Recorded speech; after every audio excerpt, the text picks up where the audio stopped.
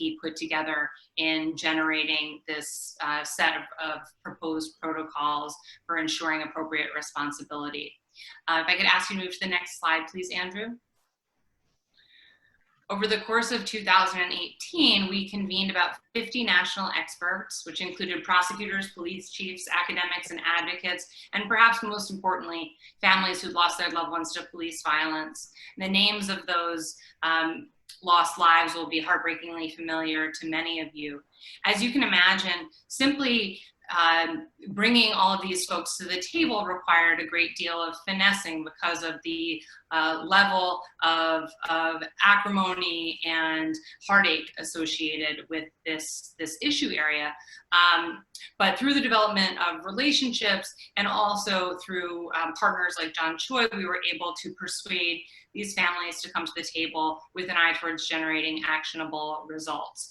So over the course of about a year, we convened in person twice at John Jay, which is a college in New York City. And then we had a working group process that happened over the phone on specific issue areas within accountability for officer-involved fatalities in order to develop this, this product. Next slide, please. So Lucy, I could start from here. So this issue of how a prosecutor and the role that a prosecutor plays in responding to an incident involving a civilian death at the hands of police is, I think, one of the most critical issues facing our country and its in our profession.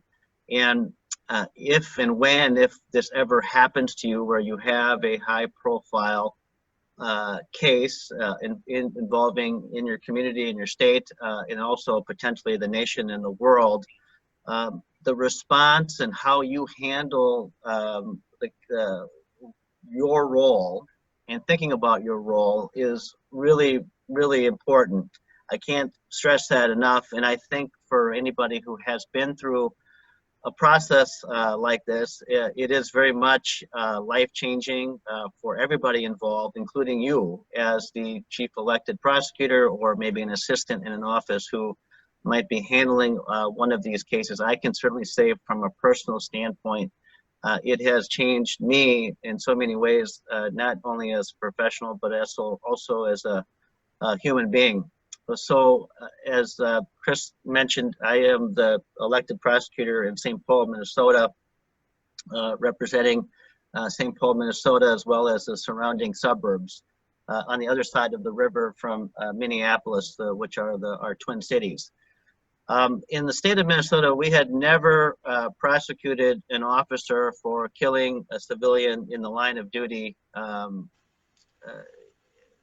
all. And so when this case was presented, when this happened, the killing of Philando Castile on July 6th of 2016, I remember vividly that moment that it happened. I knew that this would be one of those cases that would be a big deal because the Facebook video of the aftermath of what had happened was broadcast to the entire world. And so that's where on July 6th is when it happened, and then we ended up charging the case in November, and then in June of 2017 we had a trial, and the officer was acquitted. But in relation to the work that I have done since that trial, and working with the Institute for Innovation and Prosecution to be a part of this working group, it's been really my honor to be able to be in a position to have this really great opportunity. And as I reflect on that, I really believe that it's so critical that we develop as prosecutors relationship to communities who are impacted by police violence. As we thought about developing this toolkit was not only developed for prosecutors, but it was also developed for communities to start a conversation between prosecutors and the communities that they serve. We recognize that things are very different across the nation, and in terms of how we respond and all of the laws and the ethical rules that might govern. We meant the toolkit to be adaptable, but I think it's a good place to have a first conversation. One of the things that as I reflect as we did this work, and this is I think the first time ever where we developed something for prosecutors, where we did it in conjunction with impacted families and communities who came to the table with prosecutors to help us develop this toolkit. And as I reflect on that, I think as Lucy alluded to, I think that was one of the most critical pieces of all of this. And that's a fundamental thing that I think that we should be thinking about as prosecutors, as we think about maybe developing our own protocols about how we might respond to these situations, to have that grounding in talking to the voices of survivors. I remember very vividly, I had a press conference right after Philando was killed. And it was just one of those press conferences to let them know that we're on it, that the investigation is going forward. We're going to be thorough. We're going to be expeditious as much as possible. But I got a question. And the question was, have you reached out to the victim's family? And it caught me a little bit off guard. And I said, well, I don't think that's appropriate right now because we haven't received the case from our Bureau of Criminal Apprehension. And so therefore, I'll wait till I get the case and then we'll figure it out then. And as I reflect on that, I really regret saying that because if we think about the work that we do for the victims of crime, we would immediately reach out and the police would as well. And so in Minnesota, we've made some changes in that regard where our Bureau of Criminal Apprehension now has a victim witness advocate that would work with families right away because regardless of the nature and the circumstances of what happened, somebody has lost a loved one. So developing that relationship, not only during the after an incident, but I think more importantly, even before. And one of the things about the case that I had is that I actually had a relationship with Philando Castile. I didn't know that, but one of the best things that I've done in my career as a elected or appointed chief prosecutor is to create a driving diversion program that allowed for people who had their licenses suspended to immediately get their license back so that they could drive legally. And as it turned out, Philando was actually a graduate of this diversion program and was benefiting by having one of those driver's licenses. And as it turned out, as we learned more about Philando Castile, he was somebody that was pulled over, like I think about 56 times, which implicates a whole host of other issues about racial profiling, etc. But when I first met with his mother and his uncle, she mentioned that. And I know that because of some of the work that was done before that incident, that helped develop that trust. So I can't underscore enough about the role that you do before an incident, and the way that we have broken up our toolkit is to think about things that a prosecutor can do to really build that trust, to build the relationship with community before an incident occurs. Because the level of work that you do to develop relationships in communities that are especially impacted by the justice system really matters in the work in terms of how you are going to be viewed as somebody who can be trustworthy, who can be independent, and ultimately fight for justice as appropriate. And so that work about kind of how we think about things, what we do beforehand, is very much an important piece of this. And so in the toolkit, what you will see is a whole kind of a process of how a prosecutor can think about whether or not they have some of these things in place. But a lot of it is about making sure that we are developing that relationship. One way is to be thinking about how you can develop a community advisory panel or doing things like that to help you think about how you might respond to that future particular case. And then of course, we have in the toolkit kind of the afterwards of what a prosecutor should be doing as well in terms of responding. So with that, I think I'll just stop there. I'll let Lucy kind of chime in a little bit, and then we can continue to present. Great. If we could move to the next slide, please. There we are. Smiling faces at the conclusion of a year of work together. Next slide, please. There was lots of disagreement and discussion amongst the group because we had intentionally convened a very broad and diverse group. And some of those conversations were really uncomfortable. And I think that's one of the things that we as prosecutors need to be thinking about how we get comfortable with some of these uncomfortable realities.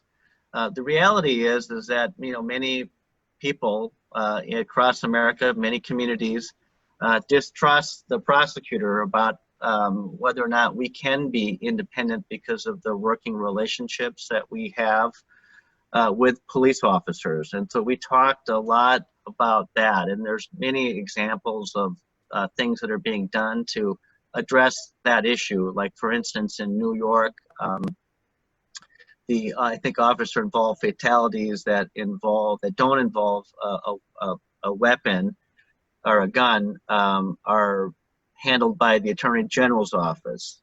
There's such a similar type of proposal in Minnesota. There are things that prosecutors are doing to maybe have other prosecutors look at an officer-involved shooting. But that was one of the things that certainly was at the forefront as a part of the discussion about the questioning of a prosecutor's role in being truly independent because of the nature of our relationships with law enforcement, because we rely so heavily upon them to work up our cases. This is that before an officer is before you have a critical incident, and then after the officer is involved in a critical incident, things that you can do. So I want to start by talking a little bit about the before, and I kind of alluded to some of these things, but I think today especially, all of us, if we're not thinking about race disparities in our criminal justice system, we need to start doing that. And if you already have, we need to even go deeper around looking at these issues and doing things about being intentional about trying to address the race disparities. I used to be a prosecutor that used to believe that these issues were too complex, that, you know, the police do what they do, they investigate, and they present the cases to us, and then we respond. And it's a part of this assembly line process. As I've been just evolving as a human being, as a professional, I think it's so critical for us to develop trust in our communities, especially those that have been most impacted by the criminal justice system. And we can do that by having very honest conversations about the bad things that are happening in our justice system, recognize that we can take some responsibility for what has been happening, and then actually be accountable and try to intentionally address some of these issues. We should not believe that these are too complicated, these are outside of our domain. I think that the prosecutor can play a role. So I think anything that we're doing around looking at race, disparity, trying to address it is really critical for the prosecutor. That will help develop trust. I think another thing too, it's really critical for the prosecutor to start recognizing that they have this very, very independent role to ensure that we are doing everything possible to root out police misconduct, to be independent, to be recognizing that we have that role. And so if you don't have some form of Brady Giglio infrastructure or way to make yourself, your office, aware of these issues and disclose to the defense, these issues are very, very critical in terms of developing trust. I know that across the country, some offices are developing lists of officers that they deem are untrustworthy. Also, too, a part of all of this work should be looking at excessive use of force as well, so that we are aware because when we charge those cases involving those types of officers, we're only perpetuating and exacerbating these issues. And then thinking about whether or not you have some form of a protocol within your office, as well as whether the investigative arm of your state, depending on how the framework is, to make sure that those protocols and those policies of how you might respond to an incident is transparently out to the public so that they can hold us accountable to all of that. And then as we go down the list of things that we can be doing before, I think these are some of the things that are just really critical. And you don't have to, I mean, sometimes maybe doing a community forum isn't the best idea for the particular situation or the forum, but we have to figure out ways that we develop relationships. So there are new and emergent ideas about, prosecutors convening advisory groups of community members to help them think through a whole, not necessarily about a particular case, but just overall policy issues in an office, and certainly law enforcement deadly force cases and how an office will respond is a critical issue. And so figuring out ways that you can get yourself having this conversation. And I know for many prosecutors in America, this is a very uncomfortable place to be. It's an uncomfortable conversation. But somehow we have to figure out ways to lead these conversations, because I believe that our public is relying upon us to take on that role of being the independent voice to respond to these incidences. And then, of course, after the officer involved, we have a checklist. And again, this is a checklist or a conversation starter for prosecutors, but also for communities, so that we can have this conversation together. And so as we think about some of these things about how, and everybody has a different way of investigating and what the custom and practice is. But the bottom line is, if you have a high profile incident that occurs, obviously we need to move quickly. We have seen time and time again where investigation or prosecution, if it's not moving quick enough, that in and of itself can be an issue. Same can be said about transparency as well. I know in the breakout rooms, we're going to have conversations about making public video involving a critical incident. That's a complicated issue because laws are very different across the country, but erring on the side of transparency where it's appropriate and where it's authorized, and having some practice or protocol so that it's done uniformly, I think is a very critical thing to be thinking about. And then, of course, making sure that the family who has been impacted by the use of deadly force is getting access to critical services as quickly as possible is really important. And the role that the prosecutor plays in terms of, sometimes the prosecutor will be more involved with investigation. Sometimes the custom and practice in the state is that there's a separation, and the investigative agency will go and do their work and then present their case. But I think now, today, it's more important, if you have that reality, that you're involved as much as you can be on the front end right away to be involved with those investigations. And then we put some timelines. Reminder, 5 minutes. We struggled over those timelines because we know that it's very, very, very different across the country. But the bottom line is this: I think that we need to reckon with the fact that, why does it take so long for officer-involved fatality cases to be investigated and to be presented to the prosecutor to make ultimately a decision, as compared to any other incident that would occur? Now, there's lots of answers to that, one of which is that there's a use of force statute that might apply in every state. The officer is in the line of duty, so the case is much more complex. These convictions are hard to come by. There's a lot of things to be thinking about, but we still have to reckon with the fact is, why does it take so long? And as I have evolved as a professional, I recognize that a lot of these things can be done quicker. In Minnesota, we used to take maybe up to a year to resolve some of these cases. Today, I look back on that and I cringe, and I realize that these things have to be done much, much quicker.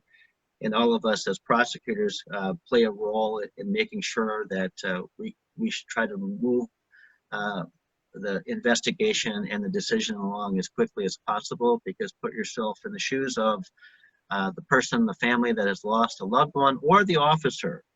We owe it to them to be working in an expedited way. Of course, we want to be thorough in that, but that's really critical. And so I think that's something that we as prosecutors need to reckon with about the time involved. And so this is the way that we have constructed our toolkit. In addition to that, there's a number of things that there's checklists, investigative checklists, data checklists, things that you can also be doing to advocate for changes at the state legislature about how your deadly use of force statute aligns with the current law. I also think that even though that we have the law of Tennessee versus Garner and Graham versus Connor, I think the way that we interpret those particular provisions will continue to evolve. Ultimately, I believe what is reasonable as expectations and trainings and practices of police agencies change, that's going to change over time. We should not believe that the law, Graham versus Connor, is a static thing. And it is my belief, and that when we think about that particular case, we have put way too much emphasis on that notion of there's some dicta in that opinion about we should not look at these things from 20/20 hindsight. These are fast and evolving situations, and that's so true. But I think there's also the whole aspect of totality of circumstances, et cetera, in terms of how we need to be looking at these cases. We have one more slide, Andrew. I think that it is worth and you can find more of our work and the toolkit at prosecution.org.